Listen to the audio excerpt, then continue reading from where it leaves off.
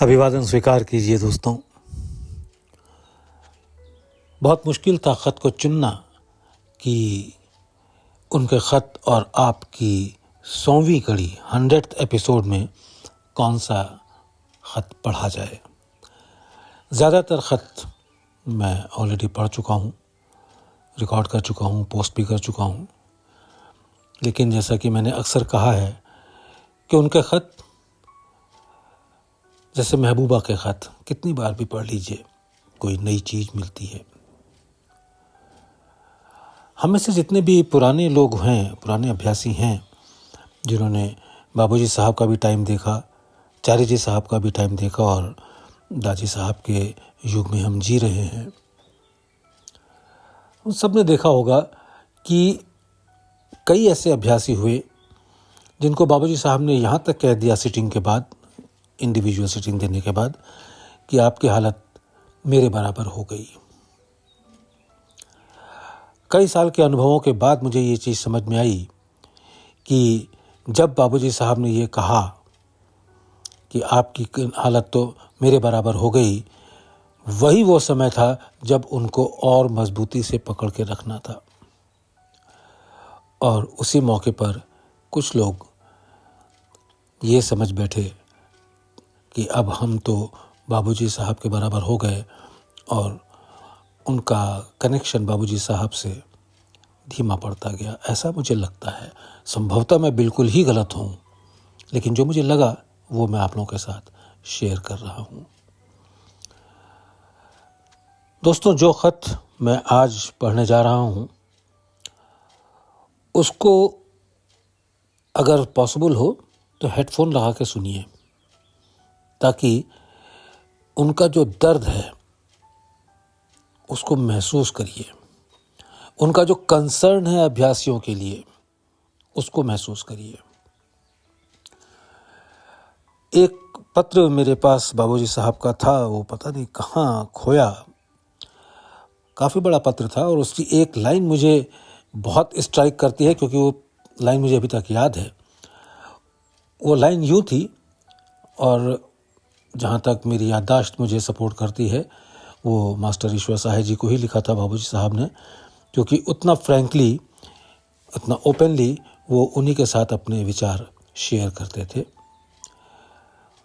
बाबूजी साहब लिखते हैं, जो अभ्यासी मिशन में ईश्वर साक्षात्कार से नीचे का लक्ष्य लेकर आता है, मैं उसको अभ्यासी ही नहीं मानता। अब ऐसी बात वो कभी भी खुलेआम तो कहेंगे नहीं, लेकिन इफ़ आई रिमेंबर राइट, ये ख़त मास्टर ईश्वर साहे जी को लिखा था। आज जो मैं ख़त पढ़ रहा हूँ उसमें उनकी बेचैनी अभ्यासियों को लेकर के, हमको लेकर के, हमारी तरक्की को लेकर के, हमारी साधना को लेकर के, उनकी बेचैनी नोट करिएगा। उनके ख़त और आपकी 100वीं कड़ी 100th एपिसोड में आप सबका हार्दिक अभिनंदन, आभार, स्वागत और धन्यवाद। आपके कमेंट्स मेरे उत्साह को, मेरी हिम्मत को बहुत बढ़ाते हैं। आप लोग अपना समय निकालकर मेरे बाबूजी साहब के इन ख़तों को सुनते हैं, उसका तहे दिल से आप सबका शुक्रिया। 1 मार्च साल 1949, मार्च 1, 1949। ईश्वर साहे जी के नाम। भाई मन तस्लीम, उम्मीद है कि आप सब बखैरियत तमाम बफजले ही पहुंच गए होंगे। उम्मीद है कि आप सब अच्छी तरह से पहुंच गए होंगे। पंडित जी को ख़त भेजा है, वो उसकी नकल रख लेवें, और मेरा ख़त मैं पंडित जी के ख़त के, जिसका ये जवाब था, आप जब होली में तशरीफ़ लाएं तो लेते आइएगा। मुझे 2 रोज़ से ख्याल आ रहा है और यही वजह है इस ख़त के भेजने की हुई। ख्याल ये पैदा हो रहा है कि लोग हमारे यहाँ अज़ खुद तरक्की क्यों नहीं करते। अज़ खुद मीन्स खुद, स्वयं, ऑन देयर ओन। मुझे 2 रोज़ से ये ख्याल आ रहा है और यही वजह इस ख़त के भेजने की भी हुई। ख्याल ये पैदा हो रहा है कि लोग हमारे यहाँ अज़ खुद तरक्की क्यों नहीं करते। वैसे अपनी ख़ता बचा लेने के लिए मैं ये कह सकता हूँ कि उनमें तो लॉ नहीं लगती। अच्छा, ये मान भी लिया जाए कि उनमें लॉ नहीं लगती तो भी मेरी ही ख़ता ठहरती है। अब ख़ता अगर मेरी ही है तो मुझ में कोई ना कोई खामी, कोई ऐसी ज़रूर है, कोई ऐसी कमी ज़रूर है जो अभ्यासियों में सच्ची लगन पैदा नहीं करती। बिला लिहाज किसी अम्र के आप गौर फरमाइए, मतलब बिना लिहाज करते हुए, मेरी उम्र का या मेरा लिहाज करते हुए आप ये गौर फरमाइए, और जो साहब भी इसमें मदद दें, चाहे पंडित जी साहब हों, खुसूसन ख्वाह पुत्ती बाबू हों, और आप भी मुझे बतलाइए कि मुझ में क्या कमी है ताकि मैं दूर कर सकूं। अपने मुंह की बदबू अपनी नाक को नहीं आती मसल मशहूर है, इसलिए आपको लिखा गया। दूसरी बात ये कि मैं ये चाहता हूं कि कुछ लोग ऐसे बन जाएं जिनसे मिशन को उरूज के मुतालिक कुछ काम लिया जाए। उरूज मीन्स उन्नति। मैं ये चाहता हूं कि कुछ लोग ऐसे बन जावें जिनसे मिशन की उन्नति से के लिए कुछ काम लिया जाए। उसके लिए भी इक्का दुक्का को छोड़कर कोई आदमी नहीं मिलता। क्या करना चाहिए? मुमकिन है कि तालीम करने के लिए लोग तैयार हो जाएं, मतलब ट्रेनिंग देने के लिए लोग तैयार हो जाएं, क्योंकि उसमें कद्र है, मंजिलत है, इज्जत है। मगर मैं ऐसे डल काम सुपुर्द करना चाहता हूं जिसको दिलचस्पी के साथ करना बड़ा मुश्किल है। इन सब का जवाब मैं तहरीर में चाहता हूं, मतलब राइटिंग में।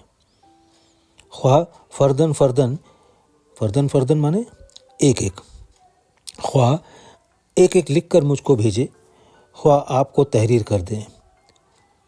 जो नाम ऊपर बाबूजी साहब ने लिखे, पंडित जी साहब, पुत्ती बाबू, आप खुद मुझे बताइए कि मुझ में क्या कमी है। भले ही सब लोग अलग अलग लिख करके मुझे भेजें या लिख करके आपको भेज दें, मगर मैं ये चाहता हूँ कि बहुत गौर के साथ उनके जवाबात दिए जाएं, बहुत गौर के साथ उनके जवाबात दिए जाएं। इसमें मिशन की आइंदा तरक्की मुनहसिर है, निर्भर है। एक बात और गौर करके जवाब देने लायक है, वो ये कि जब तक कुदरत ने कोई चीज़ कहीं पैदा की हो, एक बात और गौर तलब देने लायक है, वो ये कि जब कुदरत ने कोई चीज़ ऐसी कहीं पैदा की हो जिससे असलियत मिल सके, तो असलियत के खोजी उस तरफ रागिब क्यों नहीं होते। वो मुर्गे सहर मीन्स सवेरे बांग देने वाला मुर्गा, वो मुर्गे सहर के पास क्यों जाते हैं जिसके पास सिवाय बांग देने के और कुछ नहीं। ये जवाब मैं काफ़ी नहीं समझूंगा कि वो सच्चे मुतलाशी नहीं हैं, सच्चे जिज्ञासु नहीं हैं, सच्चे खोजी नहीं हैं, या उनको परख नहीं है। हमारे लाला जी साहब पर लोग परवाना वार गिरते थे। ये जरूर है कि वो हस्ती ही इस काबिल थी। अगर मैं ऐसा न बन सका तो वो ऐसी कौन सी खामियां हैं जो मुझको ऐसा न बना सकी।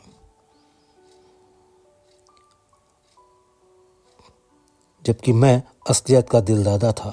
दिलदादा मीन्स आशिक, प्रशंसक।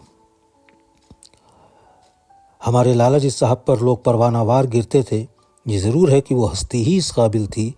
अगर मैं ऐसा न बन सका तो वो ऐसी कौन सी खामियां हैं जो मुझको ऐसा न बना सकी, जबकि मैं असलियत का दिलदादा था। इस सवाल के सही जवाब आने पर जवाब देने वाले का मुझ पर एहसान होगा, और सब सवालों के जवाबात भी मेरे लिए बाइसे खुशनुदी यानी प्रसन्नता का कारण होंगे। फ़कत बच्चों को दुआ गो रामचंद्र।